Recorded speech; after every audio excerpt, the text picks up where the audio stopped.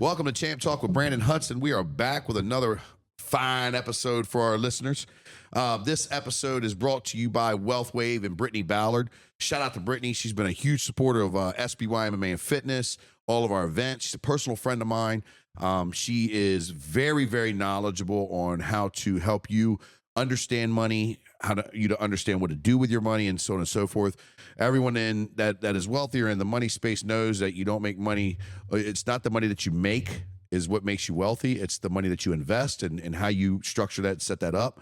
So give her a shot. You know, if you need to reach out, hit me up on the DMs or whatever. I can connect you. She's always down to do a free consultation just to kind of give you a heads up on what your situation looks like, because all of our situation is different, and she will obviously assist you with that. So yes, holler at her. And like every episode, like we always ask, please, if you get value of this episode or you know somebody that gets value of it, man, give us a share it with them. Give us a like, a subscription, and more importantly, the review. If I could get a review from you, and I don't just say, oh yeah, great podcast. If this podcast does something for you or you don't like it, give me some sort of feedback. You know what I mean? You know, that is critical for us to get more downloads and for people to find us and hear about us, because again, if you're getting value from this, you know somebody else that could get value from this. We would love to be able to give that. I do all of my content for free. I don't ask anybody for any money. I don't ask for anything. Maybe in the future I'll get sponsors and stuff like that. It'll pay for the show, but generally speaking, those are people that support the gym. I just want to deliver value and give back to you guys and anybody listening that's been supporting me. But yes, we're on Facebook, Champ Talk with Branden Hudson, Spotify, Apple Podcasts. We're on YouTube, all over the place, Instagram, the whole nine. But give us a like, give us a subscription, and also give us some feedback. Today, I am very honored to have a friend of mine, Joe Connell. Joe, how you doing today? I'm doing well, My introductions are always weak. You know what I mean? I'm like, oh yeah, how do I start this off? I just want to bring you in. But for those who don't know, Joe is CEO of LavaHot. That's a podcast I've been on, and he's got a brand, and he's really done a really good job with as far as getting out to everybody and delivering value on the marketing side, on business side, strategy side, a lot of things that you have had to going on. You also are a founder of Slingshot, and to my understanding, that's a marketing company that helps businesses grow and build their brand. That's like we're talking about. Yep. And then you're also CRO, Chief Revenue Officer for MyCore. Yep. That MyCore. Correct? Yep. MyCore. So you got a nice plethora of things going on, man. So for those who don't know and those who are listening, tell us about that. What all about that? Yeah. So LavaHot is a full service marketing agency. So we work with predominantly home service companies. We'll typically come up with their marketing strategy. We'll do a complete evaluation at the beginning of that relationship. We'll put in performance tracking just to see what marketing is working. The old adage is 50% of my marketing works, 50% doesn't. It's always good to know which 50% is the one that's working, right? But yeah, then we create a Slingshot, which is a marketing platform. So it has your CRM, it has social media, it has reputation monitoring and management. A full plethora, a full suite of softwares that we've taken, kind of hybrided together and put into like one seamless program. And then for MyCore, about a year and a half ago, I joined up with them as their chief revenue officer. That company, I've known the CEO since 11th grade in high school.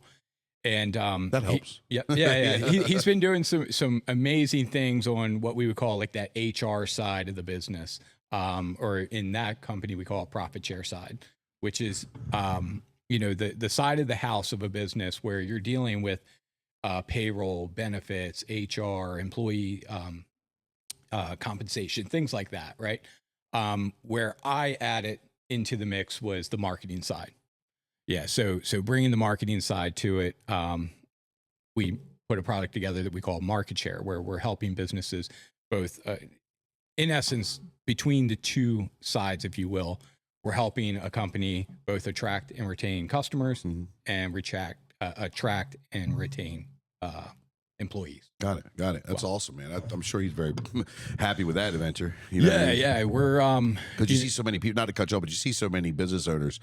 They're always good at the one or two things, and then they're never really good at the other things. I know that for me, integration and operations is where I struggle more than anything. You know what I mean? And you wouldn't think that having a company and a guy that's an expert in that craft, I'm sure he's probably tickled pink. Yeah. It always helps to have somebody that has a background in it for sure. Really until I, it's a funny story of like how I became the CRO. One, I mean, we've been friends for years, and he lives in Florida now, but he would come back here to Ocean City because he grew up here, went to Decatur. And every time he would come back in town, we would go hit the boardwalk. We would do what we called our boardwalk talk. Yeah. So we would go out there and talk about business. And since we're both entrepreneurial, we're both working B2B. So we're predominantly working with companies that, have 10 to 50 employees. And we would just talk about what's working, what's not working, our prospecting strategy, our customer acquisition strategy. And when I started LavaHot, I needed help with accounting, bookkeeping, payroll, like all of the things that, a business needs help with. And I've known marketing for 13 years. I did not know accounting, bookkeeping, and I didn't want to learn how to do any of these things anyway. So, but you have to. You got to know your numbers. I mean, that's a very tough lesson to learn, because it's like, you think that it's just easy what's coming in versus what's going out. For sure. And then and then most entrepreneurs like myself, especially sales, you get, you have a great couple of months, you think you're doing really well, but you kind of forget those tough couple of months beforehand. Oh yeah. And you get that little endorphin drip of hot versus cold. So you have to know your numbers. Right. So back to what you were saying, So I ended up reaching out to him. I said, you know what, we're gaining traction, we're getting revenue. I said, I'm at a point where I want help with the bookkeeping, accounting, payroll, so on and so forth. Because when I first started, it was just me. So I'm just paying myself direct. And then we start bringing on people, we're bringing on vendors. And I was like, I don't have the time to want to learn how to like keep on track of this. And the unique value proposition of MyCore is that it's not just the softwares that they align with, that they plug you into. It's the people that drive the software. So they have people, in this case, it would be a people ops individual that will more or less act as your Sherpa and guide you through, setting up payroll, setting up HR, benefits, so on and so forth. So it's that one single point of contact. You're basically getting education while you're Yeah, paying for a service. Yeah, and it was kind of like a little bit of hand holding, which, ironically on the marketing side, that's what I've been used to, selling marketing programs. I've always had a single point of contact that would, act as the more or less quarterback for a marketing campaign. And that was one of the areas where we aligned really well, is we were basically doing the same thing, only in a different department of the business. Right. And so I became a customer. I was a customer of theirs for 4 or 5 months. And then somewhere along the way, I had off the cuff, just in a conversation with them, I was like, why don't we just do this together? Like we should look at, like you're selling B2B, I'm selling B2B. I think that we could be, better together if we, figure that out. And shortly after that, we came to more or less an agreement where he was like, look, I want you to be the CRO, which is kind of like neck and neck with him. He'll always be the CEO. He's an amazing CEO. Sure. So I should say that first and foremost. And he's put together such an amazing team around him, that's the even more incredible part. And I said, let's do it. I already know, what we can start offering, how we can go to market, things like that. And we launched officially the service that we wanted to roll into market about 6 months ago. And we went from 0 to 45 clients relatively quick, all outbound. So it was not, within the pre-existing book of business, which was great, which still presents a huge opportunity for us to be able to, attract more customers from our pre-existing customers. But yeah, I mean, now we're really starting to ramp up on our recruiting side for business advisors. So we have about 45 business advisors across the US and Canada, and we're looking to grow that to 100 and then 1,000. So we're big expansion. Are those your clients, or what's the difference between the 45 clients or the business advisor? Yeah. So a business advisor would be somebody that contracts with us to go into the market to be able to offer our two products, profit share and market share. Got it. So we have about 45 of those individuals right now between US and Canada. And, they'll learn from us, like how to prospect, how to outbound cold call, how to go into BNI, how to go into these networking events, how to gain and gain customers and build a book of business inside of your market. Or if you're in a market that isn't as advantageous, we'll teach you how to go outbound and call into other parts of the country that are more fruitful, and gain customers. That's awesome, man. What a great synergy that you two have. Obviously the personal relationship, and then, you know, hey, this only makes sense. Let's collab, and here you are. Right. You know, that's awesome. I like the boardwalk talks too. That's a pretty cool, especially knowing the boardwalk here. You know what I mean? Like, yeah, I for the longest time I've been saying I want to launch a show called the Boardwalk Talk, where we'll interview people right on the boardwalk. The tricky part would be like doing the walk and actually having somebody record the whole show. But yeah, for the longest time I've wanted to launch a show like that. I even thought about doing, you know, like the bikes that they have out there, like the 2-seaters. Yeah, that's a good idea. Not tandem, just so you guys know, like they got like the ones that look like the little cars. You know, you could always do, speaking of ideas, you know, I don't want to give it away. You could always do the conversation on the trolley. Well, they're doing away with the trolley. Oh, but man. no, you're right. That's a good point. Yeah, you could always go all the way up. And that's like, what is it, like probably a good 10-minute ride, right? 15-minute ride. So nice little conversation. Yep. So marketing, right? Mm-hmm. We're certainly away from the day and age, not away from it totally, but we obviously can see how you get more on your return online, right? Sure. Whether it's through social media, through, you know, search engines, whatever have you, right? Mm-hmm. And it's kind of like I don't know, it's kind of like a weird question. I've seen this all over in a lot of areas, but even more so, I see how bad it is here locally, where people just don't believe in marketing. You know, especially local companies, right? They don't understand what I think is they don't understand the science behind it, right? Yeah. They think that, you know, for instance, a social media manager, right? You hire somebody to do your social media, right? Mm-hmm. They do your social media. You don't have weekly meetings with them. The introductory is, what can you do? This is the conversation. What can you do? Yeah. Okay, cool. Well, here, I need to grow my business. All right, great. And that's about as far as it goes, which is a very handicapped position you're putting the marketing person into, right? You're putting the marketing person in a position like that where they can't, you know, sit here and grab ideas or anything from anywhere. They're just kind of shooting in the dark, right? Right. So if you could talk to like a business just starting, how important is it that, you know, they need to be investing in marketing? Yeah. So, and this isn't a shameless plug before you start. I'm not trying to sell a marketing idea. Sure. I understand the importance of marketing. Right. Yeah. So my goal right now would be to just share, like, if you're getting started, I'm going to give you, 5 or 6 things that you could do right away that don't really cost you anything.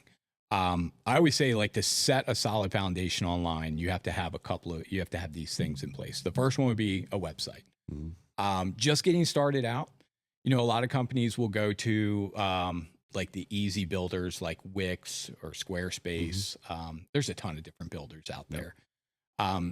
Just get something and really focus on the content of that site. So if you're in the roofing space, make sure that you're researching, keywords for roofing contractors, roofing repair, roof installation, right? But also make it relevant to your market. So that would be the first one, would be, make sure that you invest some time or invest some money into a website. The second one would be, and this one's absolutely free, would be going onto Google and claiming your Google My Business. It doesn't cost you anything. It's your formal introduction to Google. And I should, one caveat I should say, if you're like in the home service space, if you're a local business, if you're like a coach or something like that, it might not be as important to go the Google My Business route. It just depends on like how you're trying to scale.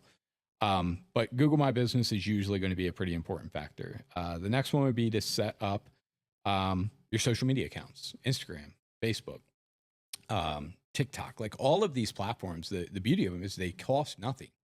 It doesn't cost anything to set up any of these platforms, and it really doesn't cost anything to hit record. I mean, if you have an iPhone, the beauty thing about TikTok is that it made it very culturally accept it, that the video quality is not going to be like here we've got you kick-ass cameras, and it's not necessary when it comes to that like short form content, right?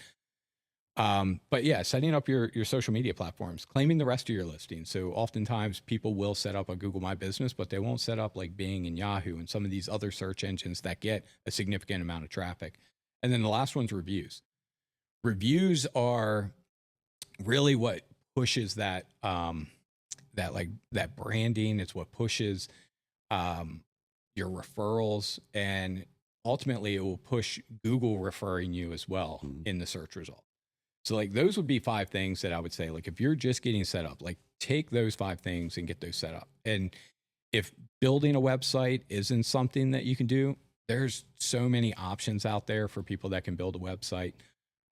They're so much easier and cheaper than what they used to be. Oh, 100%. I mean, dude, you just get you just get a couple landing pages and you're golden. You know what I mean? It's like not. They've got. I'm in Apex with Brian Stuman's group. You know what I mean? Yeah, I know you're a Grant Cardone guy. Yeah. And I got actually Grant's book up here somewhere. 10X. Oh I love that book, man. It was a great book. Yeah.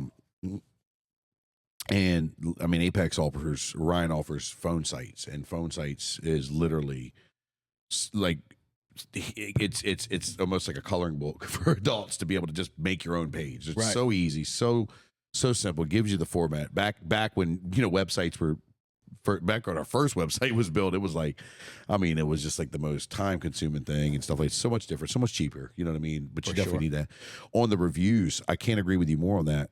We have had so many people that come in and say, hey, I searched around gyms and I was looking at which one, and we went on your reviews, and I mean, everybody said great things. You know what I mean? Yeah. I'm gonna really, really like feel like shit when I get that first 1-star review. You know what I mean? Where it's like, this guy, but you need those too. You need to have a reflection of good, the bad, and so forth. You don't want too many of them. Yeah, man. I mean, I think businesses here struggle with that aspect.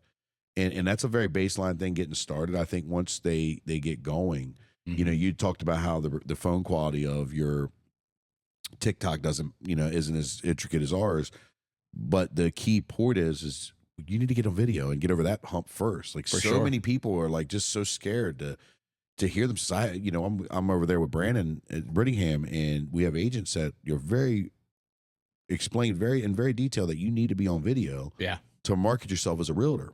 Yeah. Oh yeah, no problem. I'll do anything, man. I'll do anything. And then once they get behind the camera, I mean, they freeze up. They act like something's wrong. I mean, it's just so incredible. And I mean, it goes as far as they don't like the way they look on camera, let alone sound. Yeah. Right. And I think businesses really take for granted how much their expertise is something they take for granted because they do it every day, where, we don't know what there's people fascinated in your space of genius. Share that. Let us know. Tell us about the work. Tell us about what you do. What are some of the biggest challenges you face? I mean, obviously we always want more money, more clients. So let's leave that one out. But what are some of the biggest challenges you face when delivering your services to other businesses, and the hurdles you need to overcome in that space? Yeah. So this is a great question. So this is something that I, in real time, have adjusted and fixed. Yeah. My biggest bottleneck, and it's part of the reason why I wasn't like full throttle on our show over the last year, was really just having pieces in place. I became the bottleneck, which is always a challenge when you're both sales and the fulfillment and more or less like the quarterback of like the pieces that need to be set up and put in place. So for me, I mean, the simple fix was I just needed to hire people. So I hired a COO, which has been great. I hired a client success manager. One of those hires so scary and painful at the beginning. Oh yeah. Well, you just say, oh, this is my baby. I don't want to let it go. And you're like, they're gonna mess it up, and you're like, such a wrong way to think. You know what I mean? In grand scheme of things. Yeah. So it definitely takes. There's some learning curve to it. So I mean, I probably did a little bit more hand holding than I needed to. The great part for me on the COO side is the gentleman that I brought into LavaHot. He owned 2 marketing agencies previously. He built them and exited. And more recently, he was with another company called Service Legends, I think. And he was their COO, helped that company grow. That owner ended up selling, and then he found himself in a spot where he was like, hey, I need, are you hiring? And I was like, yeah, based on, what I do and what your skill set is, 100%. Yeah, I'm definitely hiring. So there was a lot of pieces actually that he's brought to the table in terms of like some of the automations we can build out, some of the workflows, SOPs, things like that, that I probably just would not have had the time to build out. Sure. So that part has been great. The plus side on the client success manager is we actually hired her originally for MyCore, and she's still an active piece in MyCore. So a lot of the training kind of happened there. And then I said, hey, let's just kind of integrate you over here on, some of the stuff we're doing here as well, which has been great. And then I've outsourced some pieces as well. So like that part, it was new to me, finding partners out external to the company that would be able to do some of our fulfillment for certain phases of our like marketing offering, mostly like building out automations and things like that. So it took a little bit of like getting used to somebody that isn't like internally into the company. But I've actually found that when they know that they're on like a month-to-month contract, ironically, it's like they want to perform just as well as I want them to perform, if that makes sense. Oh, So that's good insight. That's a good. yeah, I was a big bottleneck to give you like the when you result. started identifying, or when you started having solutions to that problem, what did that do for you, for your business and for your for your service? Yeah. So the main thing right now, one, we've started the podcast back up, which was a big one. I've wanted to get to this spot where I'm working with a handful of like my top clients, if that makes sense, because we have a lot of clients that pay us on a retainer basis to manage their marketing. And then we have some clients that are just on our software, and they don't need the same type of hand-holding that, if I'm putting together a TV commercial or a billboard or, a radio ad or something like that, that's more me and that customer. But for our software, I mean, having a client success manager really fills that void. I mean, they're able to walk them through the platform, software, and then we have some support that will like preload certain things. So it's really just having the time back in my day to put towards things like, coming on your show was one of those things. I've tasked Brooke to get me on as many podcasts as she can this year, and I want to do as many podcasts as I can of our show this year as well. So yeah, that's critical, because man, like you'll get so lost in the trenches. And the days will get away from you. The weeks will get away from you. You're just like, shit, man, I wanted to enjoy my spring, and here we are. It's the end of the summer. You know what I mean? And, right. Because you get so caught up in the grind and, so on the move.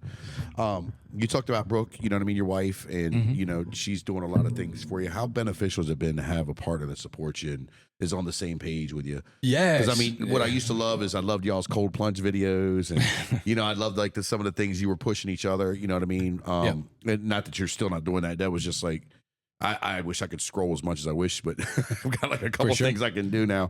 But that was so cool to watch you guys just kind of challenge each other and, poke fun of each other here and there, and also just have that story. How beneficial was that? For sure. Yeah. I mean, I think anytime you have somebody in your corner rooting for you, it's always a good thing. Well, let me stop you there. There's a difference. Yeah. There's a difference, just your cheerleader that's rooting for you. You know what I mean? For sure. And then you have somebody that's actually rooting for you that not only is cheering you on, but also believes and buys into your shit, because, I mean, let's just be honest, as guys, we're lucky to have a wife. You know what I mean?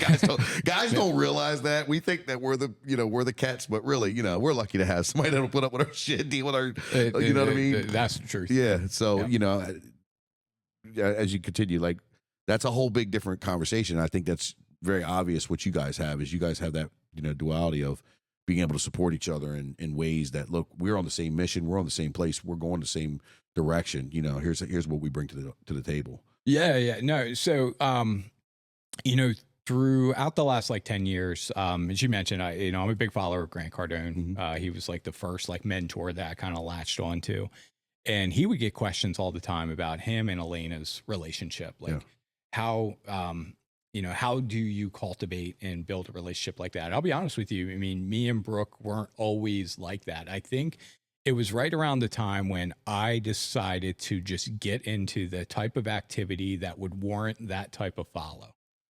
Does that make sense? What I'm trying to say there? It does to me, but I want you to elaborate on it just a hair. So like when I got committed on, I'm starting my agency, I'm starting this podcast, I'm doing this. When I got committed on my goals, she got committed on being committed to me, being committed to my goals. Yeah. Does that make sense? Well, and I'm going to say this. I'm sorry to cut you off again, but you know, I'm not one of these guys that believes in, you know, the wife should stay in the kitchen. You know, that old. I mean, that would be nice for my wife. She would love that. She's like, please, can I just stay in the kitchen? I think Brooke would like that too. Gosh, she was for 8, 9, 10 years, she was stay-at-home mom. So and amazing mom. Yeah. So I know she loved it. My wife, same thing. She's you know, she's 37, so she's my older woman. But anyway, she hates that joke. But we got a 2-year-old, so you know we're late in the game, or she's late in the game. I've got 3 grown children. Later in the game, I should say, with having a kid. But she's the same thing, man. She just is all in. But what I'm trying to say is, I'm not one of these guys that believes that the house and the family should be ran this cookie cutter way. But what I do believe is I do believe as a man. And as a husband, as leader of your family, you got to be rock solid on what you're leading and how you're leading. I agree with that. You know what I mean? You got to be 100%. rock solid on look, and that's probably why, and again, I don't want to get too far into your personal life, but that's probably why you're probably having so much friction up until that point. Because once as a man, you say, hey, I'm leading this family the way that I'm supposed to lead, and I'm leading this family the way that I intend and I see fit. That gives, and it's not just limited to the man either, because roles can be, there's a lot of alpha women in there, and there's a lot of, and I don't mean this in a derogatory manner, there's a lot of beta men that, the woman's a better leader and the man's a better supporter, right? For sure. It could go either war, right? Yeah. But at the end of the day, once you get solid on how you're going to lead and what you're going to do and what your commitment is, that's when the other partner can sit there and say, okay, cool. You've given me a direction. You've given me a destination. 100%. Now I'm ready to go. Yeah. I'm going to go ahead and rock out with you.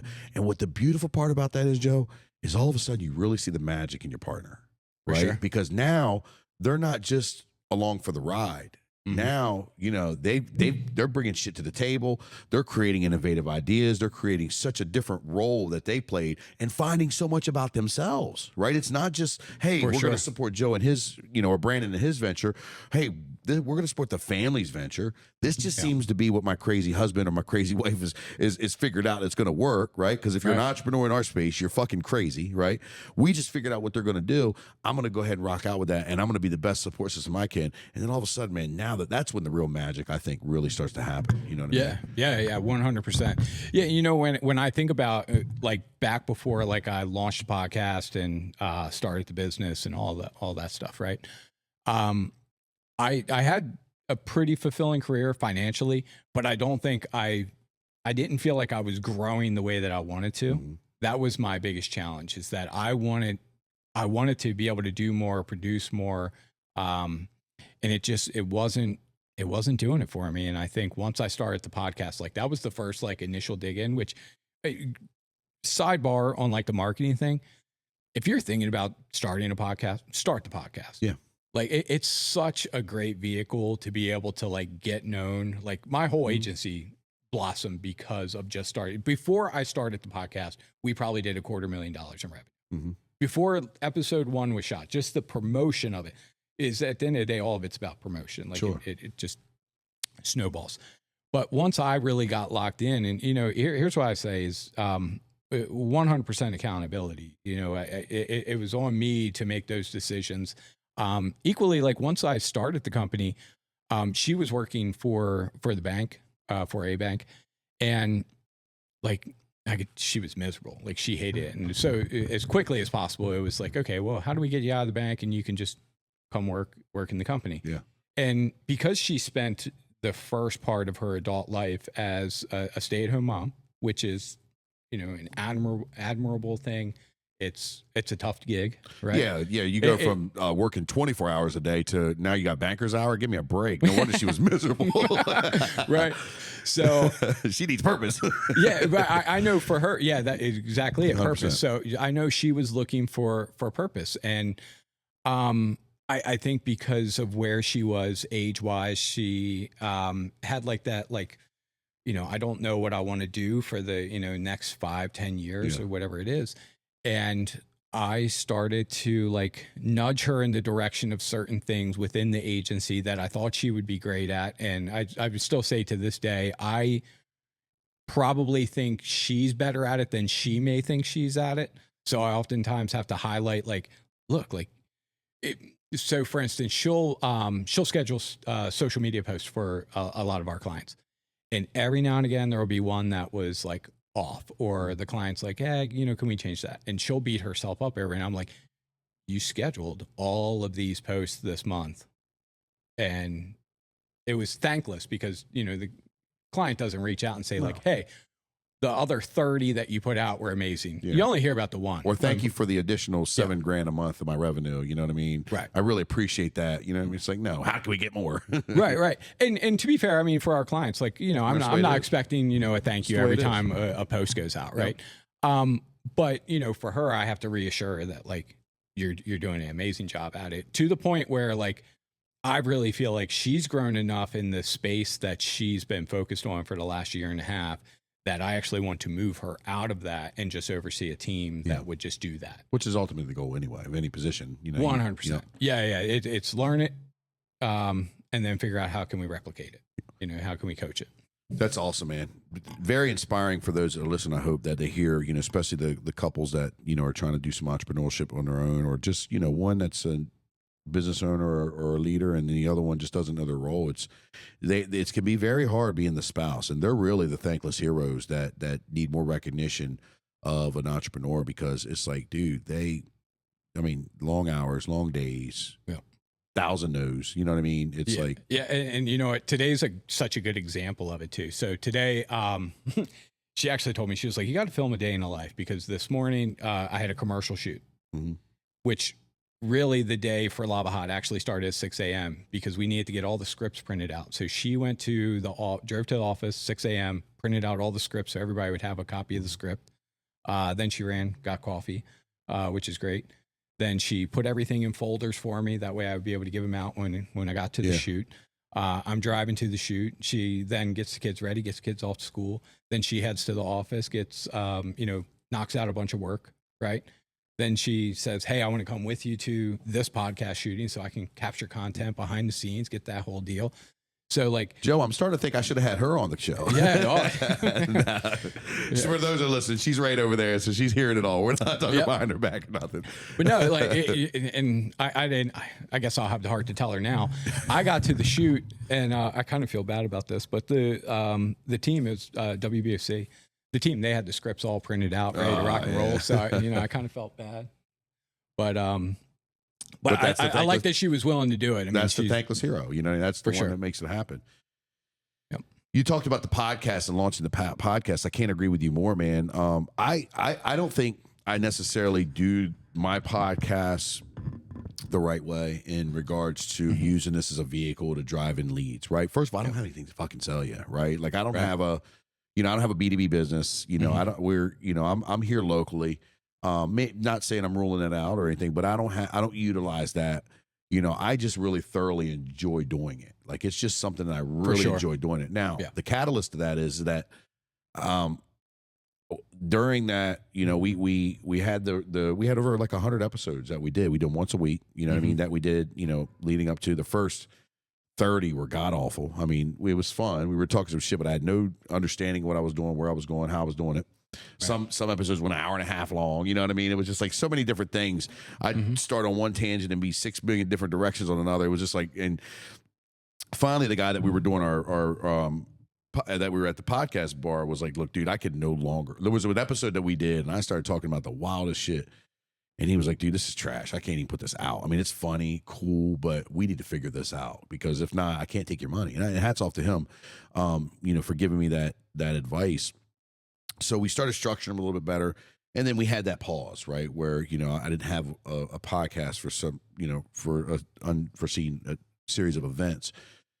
And when we started this back up here, I like to always call this Champ Talk 2.0. When we started this up here at my studio, and we got a couple episodes, I really quickly recognized and understood how much of an authority in the marketplace I was once I started it. For sure. Because no one else is doing it. Yeah. You know what I mean? No one else is, going to, and here's the other thing is no one does them consistently either, So Right. that's another thing. If you're going to start a podcast, you need to make sure that you have a schedule, you're sticking by it, you're continuing to do it weekly. It's vital. And so many people get hung up on the likes and the subscriptions and the comments and all that, man. There are so many people looking at your shit that don't want anything to do with liking, comment, or anything. 100%. That you're missing the boat if you're a business owner or an entrepreneur. Yeah. Getting caught up in the likes. Like, dude, I mean, first of all, YouTube is brutal. YouTube I don't get any positive comments on YouTube, right?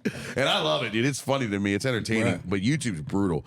Facebook, Instagram, and stuff like that. You got more of a local type of feel with that, or more of people that are supporting you. For sure. Where I'll get the stuff, the better quality comments and stuff like that. But I mean, at the end of the day, so many people get hung up on the engagement and who's following, nobody's following, and they're missing the boat on that. You know what I mean? I think tremendously. But I definitely understand what you're saying is start a podcast. Don't wait. Be the authority in the marketplace, because it's giving me so much more, like maybe I'm not getting no actual clients from a digital product that I'm selling or, or some sort of service. We're certainly gaining a massive amount of people in the gym, massive amount of people in real estate. We've got that local foothold. It's been beneficial. One of the things, you're a Grant Cardone guy. I like, love him or hate him. Mm-hmm. He's super. He understands marketing. Yep. He's super successful, and you know what I mean. And one thing that I heard about him to kind of put a bow on that put a bow on the family dynamic is, everybody talks about him as far as like when it comes to how his family and how he is with his family. They work with him. They're there.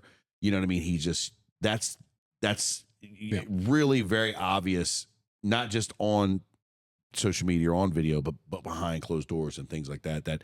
That relationship with him and his family, you know what I mean, is just unlike anything else you can ever get from him. You know what I mean? That sets it apart. Have you seen some of that stuff?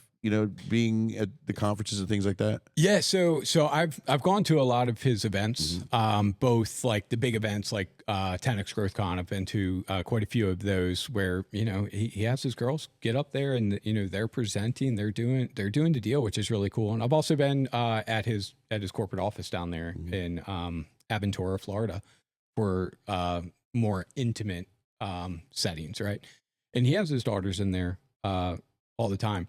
It's interesting. Like oftentimes, entrepreneurs, it's almost like when you talk about like that work-life balance thing, I liked how he did it, which was I'm going to balance it so that my work and my life are all just kind of integrated together. So that's really like for me, when I was looking for an office, for the studio and for the agency, I wanted something that was relatively close. That way, the kids could come there. One of my kids homeschools as well, which I actually, I kind of stole that from Grant once I started hearing about his kids, why they were homeschooling. This was, short, like right around COVID anyway.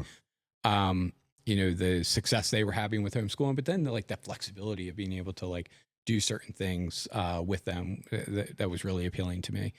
But I loved seeing that like dynamic, and you can see just in some of the content that his girls will do, it's like you can tell that they are light years ahead of like your average like 15 or 16-year-old. Yeah, I mean, they're growing by proxy. You can't 100%. sit around your dad all day, and your dad's a leader like he is. You know what I mean, and not gain leverage and gain traction over top of your norm. You know what I mean, demographic. Yeah, I thought that was really interesting and pretty cool to hear about that.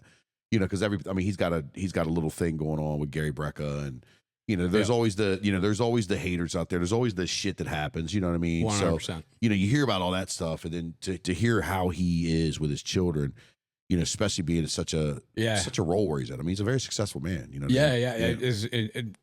When you started going down that road, it made me think of like recently he did an interview, Gary Brecka did. For those aren't following, there's Gary Brecka, who was partnered with Grant for 10X Health. They've had some level of a falling out where there's a lawsuit pending, and I have a couple of takes on that, that I would like to get my take on, but that was one thing that he said in an interview. I think it was with Patrick Beck-David. Yeah. I saw that. That despite it was interesting because it almost seemed like he was trying to say, like, I actually don't have a beef with Grant. Like, Grant delivered on what he was supposed to deliver. It was like his partner, the other guy that was involved, that he said was more with the issue. Yeah. But it seemed like, and you know how it goes. There's 3 sides to every story: your side, my side, and the truth. Yeah. So I have no vested interest one way or the other in how the outcome of that goes. But it was interesting because Gary does talk about Grant as a father and Elena as a mother, and he went out of his way to basically say, like, they're amazing parents. Yeah. Like, you said something about, like, you don't mind, like, people going on YouTube and the haters. And here's like my opinion on that is, you need haters. Like, you do. Like, it takes hot and cold to make a tornado. Damn right. So, like, you need people that are going to support you, that are going to love you and admire you. And you also need haters that are going to support you, love you, and admire you in a way that it's almost like a backwards, perverse way of admiration is really what that is. It's like, you're doing the thing that I'm not able or willing to do. So I want to have, like, hate on you as the individual that's doing it. Yeah. And dude, I've been getting hate on, and I agree with you. And if you're a business owner, it's only a matter of time, but I've been getting hated on before I was even, the business owner, just because that's just what, I'm not trying to sound like I'm this shit, right? But I've always been popular. I've always been somebody, right? Sure. I was an athlete, sold weed in high school and, so that'll get you in the parties, voted homecoming king. Like I've always just been a popular guy, right? I'm not not that I was like the guy, but you know what I mean? I've always known a lot of people. So they're always going to have that animosity. And I've always dealt with it, and especially when my career choice that I chose before I straightened my life out, and at the end of the day, and it's crazy is I get it more from my hometown than I do from anywhere else. Right. It's just like, but the thing is there's a 2 sides to that. One,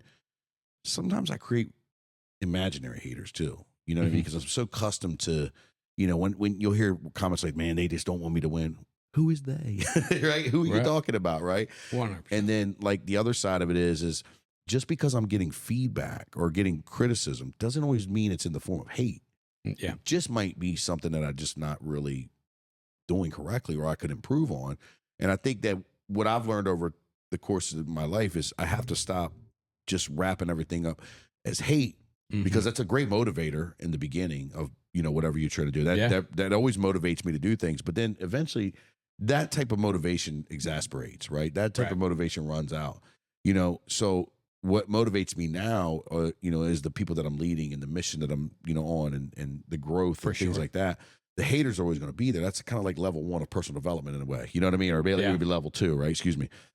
And then at the end of the day, not all hate is necessarily coming from a space of negativity, or it might be, but there's also some lessons there. Maybe I do need to stop cussing so much on my reels. Maybe I do need to back off. I know some of the local hate that I've gotten. I looking at it now, I probably should have and could have handled things differently. For sure. I don't think I was wrong with some of the way that how I handled certain things, but at the same time, was that the right way? Right. I don't have to be right, or I don't have to be wrong, either or, to handle things in a way that's beneficial for the growth of my business. For sure. And the things that I could have done differently was I could have not focused on certain things so I could grow my business better. Yep. And more effectively. Every time I focused on anything but grow my business, I set the people that I'm leading back a little bit. And I set the people that I'm, the mission statement and the growth of the business back a little bit. So, yep. But I agree. Yeah. They call it the law of the lid, right? So your team will only grow to the point that you've grown to at most. So always increasing that lid is where to go. I agree. How we're getting short on time, and this has flown by, dude. I wish we could have talked. I'd love to talk for another hour. How a couple questions, and we'll wrap it up. How important is it for you to go to these growth conferences and to go to these places that have other entrepreneurs and have for me, it's a reset button. where sometimes I'm just, we got to meet up next month, and it's just like, man, I need it right now because I'm kind of starting to think Eastern Shore again, and I need to think bigger and stuff like. How important is this for you? Oh, that's such a good question. So, if I go back to like when I went to the first Growth Con, so with Grant, I've probably invested close to about 30 grand in total. And it's weird. No. Let me stop you there. You didn't invest it with Grant. Oh yeah. I know exactly. You didn't invest with Grant. You invested on yourself. 100%. Yes, sir. And that's like where I wanted to take that, is that oftentimes people will hear something like that and they're like, you invested that much with them. And Grant, for all that he gives absolutely free, it's like crazy to me that anyone could ever like, he's a con artist, or like to even say like that type of negativity on this guy who gives so much value for free. And I want to like drill that one home by saying, when I first discovered Grant on YouTube, and this goes back 10 years ago, it was in 2015, I watched a video. I just Googled like how to cold call, right? I was 3 or 4 years into my marketing career, and I wanted to sharpen my skills. And I came across this guy who's very abrasive, had this like very like tenacious attitude. And I was like, I like this guy. And you're going to love him or hate him when you first meet, or introduced to him. There's no in between. I like him too. I think he's funny as shit. Yeah, he's so hilarious. And I'm watching, I'm like, wow, I've never heard anybody talk like that on a cold call before. Like how he'll push back in a very positive way. Yeah. And I was like, I like that. And I started implementing that into my cold call scripts, which started leading to more appointments. But it wasn't until about a month after I first discovered him, I watched this one video where I heard this one close on, he was doing like this demonstration on like how to close a deal, especially when the client is saying, well, your competitor's price is blah, blah, blah. I used that a week later and closed my first like major account. It was like 75 grand that client committed to that next week, using the same exact talk track that he gave. Don't you love when that happens? Just like that. It's like, the next, right after it closed, I reached out. I actually ended up talking to Jared Glant, which is his president. I bought my Growth Con ticket. I bought Cardone University. I'm in. And at the time they had, if you were to buy like this mix, you would also get a one-on-one with Grant. So I was like, yeah, I'm in. Dude, take it. I think at that point it was like $7 grand all in. And it was so weird, like going to those events. I mean, I love the Eastern Shore, so don't get me wrong. I mean, there's a lot of amazing entrepreneurs in this market, a lot of great salespeople in this market, a lot of great coaches in this market. And what you've done, what Branden Brittingham has been doing, like it's cool to see it like happening here in this market, which I love. But when you go into these environments where it's like everybody that's like a Branden Hudson or Branden Brittingham or a Joe Connell or a Mike Sirocco, like all of them flock to these type of events. So your network is your net worth. So getting around these other people that are very like-minded it's huge. It can just fill your cup. Even if you go virtually, like I want to encourage everybody to like, don't judge, an influencer based on maybe what you see on TikTok or what you hear. Like go to one of these events. I mean, spend the $97 or whatever it is to go to a virtual version of it, or show up in person and just like get around that environment and see what it does to you. Because I can promise you, the wife early on, that was like one of the things I had to like introduce her to, because I would spend money to go to these things and she didn't quite understand. I was like, well, you got to get into it. Like you got to go and experience it to see what it does. And then you just start hearing these different stories that are like these motivators, but then you also start taking these newly found core values that are like, wow, like that really resonates with me. That was such a powerful statement that guy made. That's going to become a core value or part of our mission.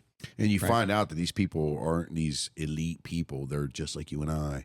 They've got their problems. They've got their insecurities. They struggle with things just like you and I, just like everybody else. Yeah. And you find out they're not the Messiah walking just because they've been able to go out and do their thing. Logan Paul is a great example of that. Oh yeah. You can, I'll say this. I am not a Paul Brothers fan.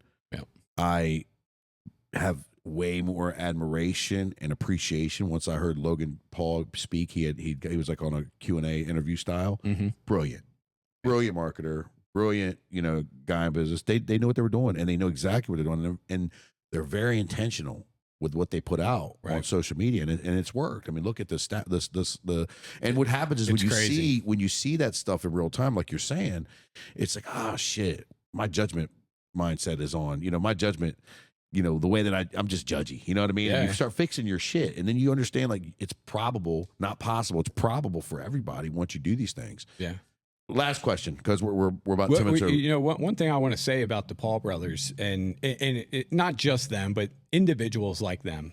This is where I feel like people should be like super grateful that there's guys like that have gone into the world that were nobodies. They're they're not movie stars. They're not musicians. They're normal guys making videos, and they've made it culturally acceptable for a person to just create this brand around just content, funny videos or what have you.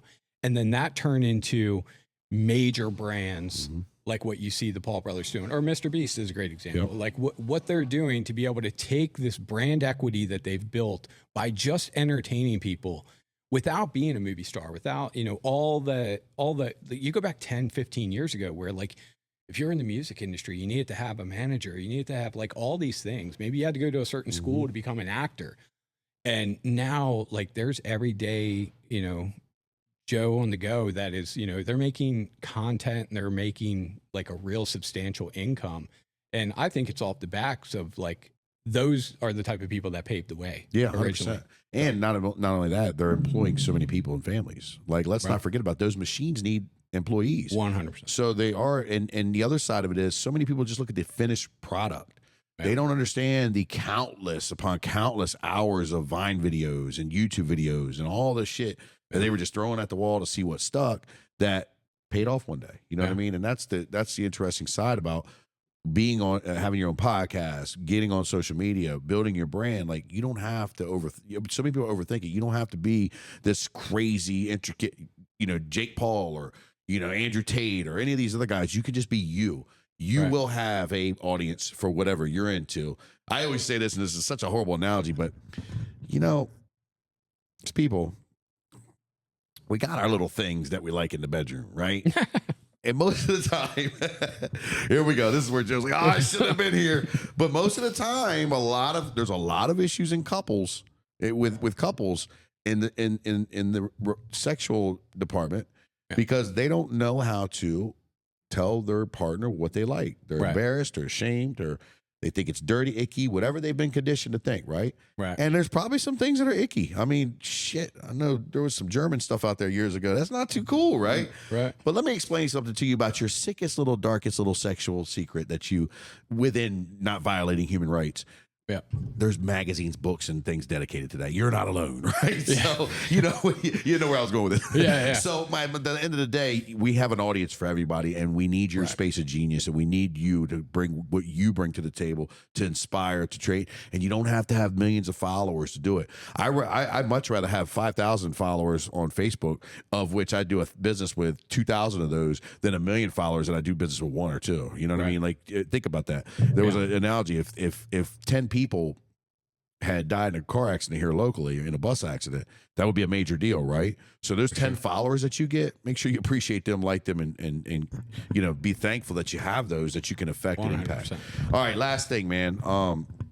First of all, man, I love you, man. This has been a great conversation. I've gotten a lot out of it, and it was cool to really be on this side of it. Last time we did something, I was on your podcast, and it's just cool to hear this stuff. And we bumped into each other at one of the nightclubs down here, you and your wife, and it was a great interaction. And we were like, man, let's get together. So I'm glad we made that happen. But man, a lot of gems, a lot of the AI reels are going to be jumping off with the things that you were talking about today. What is all this for? What is all this running crazy hours? Constantly being told no. You know what I mean? Constantly finding doors slamming in your face. 10 years, 13 years in the business now. You're seeing opportunity. Why does Joe do this? What is the why behind it? Yeah, when I got into marketing, it was really just something that I was just looking for a job. Like, it wasn't like I didn't go to school for marketing. I never thought about marketing. When I first got into the industry, it was actually with the local book here locally. Oh, wow. Right. So it's Yellow Pages. And here's how, like, For those kids that don't know that, that's a book with phone numbers in it. yeah. So, and here's how, like, it's funny, that joke, because that's how I was when a buddy of mine reached out to me, Mike Nelson, actually. Yeah, I know Mike. He said, Great guy. he was like, hey, you should come work with us at Local Book, because he was at Local Book. Me and him, like, followed each other around all over the place. We worked at 84 Lumber together, Local Book, a bunch of other companies. And he said, hey, you should come work at the Local Book. And I was like, oh man, I don't want to deliver phone books, because that's what I thought he was talking about. I had no idea. He was like, no, you would sell advertising. I was like, what do you mean advertising? He was like, you open the book, you see all the pictures, like, those are ads, people pay for them. I was like, oh, I just thought that was part of the book. That's like how naive I was to, like, in case you're wondering, like, do you need to have like a really like a strong knowledge base on marketing to get into the industry? Absolutely not. Everything's a learned skill. Yeah. Right.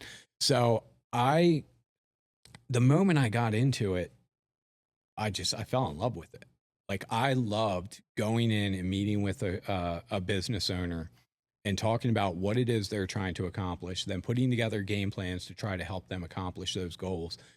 And I love that.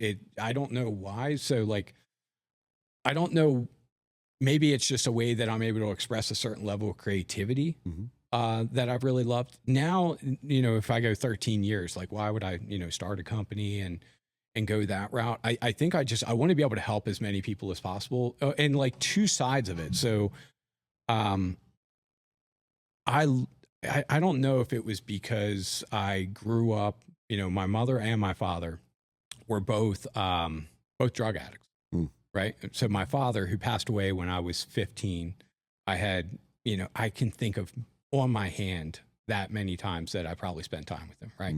My mother, who's doing amazing now, 10 years clean.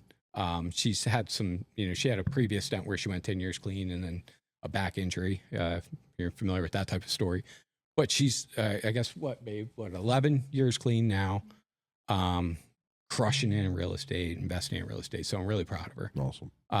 So I always want to say that. I mentioned this one time on another show, and I forgot to give how great my mom's doing. And I think there was a lot of it where, like, I was separated from my mother and my father, and then my older brother lived here on the Eastern Shore, and I was living with my aunt. So I think I just didn't have like these pieces around me. Like, obviously a father figure to a kid, is pretty important, right? And maybe that's why I latched on to Grant the way that I did, because everybody calls him Uncle G for a reason. So, but I think I look at it like I lucked out along the way getting the right mentors that just happened to come along at the right time. And Nate at MyCore, I would say he was one of those mentors. Ironically, he's a couple of years younger than me, so it's kind of funny. But I've had some other mentors along the way that really had an impact on me. I think it really ultimately shaped the last 15 years of my life, was finding those mentors. And, being a young father, young husband, I guess I needed that. And I'm not going to say I'm where I want to be, but I feel like I have enough to be able to give back, and I want to try to do that as much as possible. And it's just what I enjoy. I love working with local to mid-sized companies predominantly, because, they're typically the underdog. You got, the local pizza shop that's going up against some major corporations out there. You got, the local roofing contractor that might be going up against some national or regional type of competitors. And these are the guys that will fund the little league. They hang the banners up in the gym, right? And, I want to give back to them as much as I can. Whether that's through the podcast, we have certain parts of our service that we do absolutely free.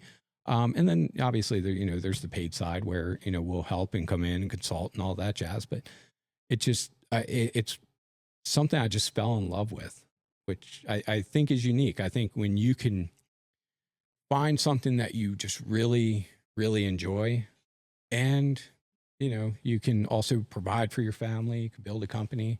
I think I kind of lucked out. So, well, it's interesting. That's awesome. But when I first asked that question to you, you paused and had to get your thoughts together a little bit. And then as you got deeper into that explanation, your facial expression changed. Tears started kind of welting up a little bit. You heard it in your voice, which on top of what you said makes it real. And that's that's why you're successful. And that's why you're having the success that you're having. And you're on your way to where you do want to be. And it's really cool to hear that passion in your voice and to see that real, authentic expression, because that's when you know that you really care about what you do. You care about your clients and you're passionate about growing your business. So hats off to you, man. You can't script a better answer than that, man. So, man, this has been great, dude. We went 15 minutes over. There I go. Edited that. The gimp in the box over there has been checking on the times. But man, listen, dude, it's been a great episode. Thank you for being on. Where can we find you? Put your plug in. Let the listeners know. You know what I mean? Give us all the stuff. Yeah. So pretty much any platform, you can find Joseph Connell Jr. Instagram, Facebook, TikTok. If you want to check out our podcast, you could go to LavaHotPodcast.com. Your drug of choice, however you want to see us. If you want to go to a YouTube channel or you want to listen to us via audio, you can go there. If you're thinking, hey, I want to hear what this guy has to say in terms of marketing, go LavaHot.com or just hit me up on social media. We'll get you connected somehow. The one thing I want to say, if you're in this area and you're thinking about going to, check this place out. Like it's been 2 years since I've come here to see the gym. I work out at the Pure down 3 years. Yeah, we're going on 4. Yep, next month. Yep. Yeah, well, since we expanded. Oh, gotcha. Since you expanded. Okay, yeah. So it has been a minute. Yeah, I I always work out. I live in West OC, so I always go to West OC Pure, and funny enough, the only thing that ever is in the back of my mind of maybe moving over here to Salisbury is this gym and is that. Oh wow! It's the only thing that I ever think of. I love the Pure fitness here, and I've been exploring doing BBJ or something like that. Yeah. And you guys have the best gym on all of the East Coast, I think. Thank you. And I love what you guys have done, the expansion, everything. I mean, it's incredible. I appreciate that, man. Flowers received, brother. Thank you. It's a lot of hard work. Well, guys, there you go. Again, Joe, thank you so much for being on our show. You know what I mean? It was a pleasure having you. We got a lot of golden nuggets out of that and greatly appreciate it. Guys, that's another episode for Champ Talk with Branden Hudson. Again, please subscribe, give us a review. Let us know how you feel. And if you think someone that really could use this episode or caught some nuggets out of this, could use us, share that with them, let them hear about it. Let's get this out to as many people as we can. But I do appreciate Joe being on here, and thank you all for listening. What are you doing today to become a champion?